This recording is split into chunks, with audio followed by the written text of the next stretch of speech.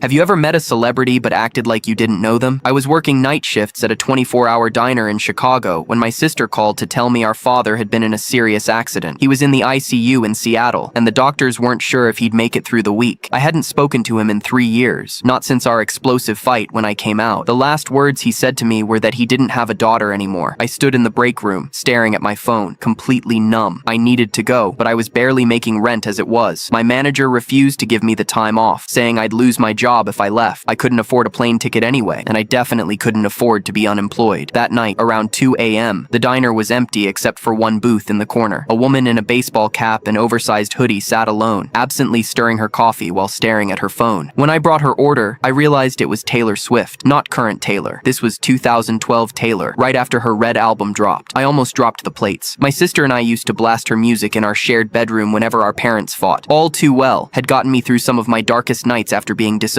But I didn't say anything. She clearly wanted privacy, and I respected that. I just served her food, refilled her coffee, and gave her space. When she asked for the check, I hesitated before writing on the back, "Your music helped me and my sister survive our parents' fights. Thank you." I didn't expect anything. I just wanted her to know she mattered to someone. When I came back, she was gone, but there was an envelope on the table. Inside was a note. "Family is complicated. I hope you find peace with yours." And underneath, a check for $5,000. I stood there shaking, tears streaming down my face. My coworker asked what was wrong, but I couldn't speak. I called my sister immediately, and we both broke down crying. I booked a flight for the next morning. When I arrived at the hospital, my father was conscious but weak. The moment he saw me, his face crumpled. "I didn't think you'd come," he whispered. "I almost couldn't," I admitted. We sat in silence for a while before he reached for my hand. "I was wrong," he said, his voice breaking. "I was so wrong, son." We talked for hours, really talked, for the first time in years. He told me he'd been trying to find the courage to call me for months. The accident had made him realize how much time he'd wasted on pride. My father survived. We're rebuilding slowly. It's not perfect, but it's something I never thought I'd have again. I never told anyone about Taylor, but every time All Too Well comes on, I remember that night, how a stranger's kindness gave me back my family when I thought it was lost forever.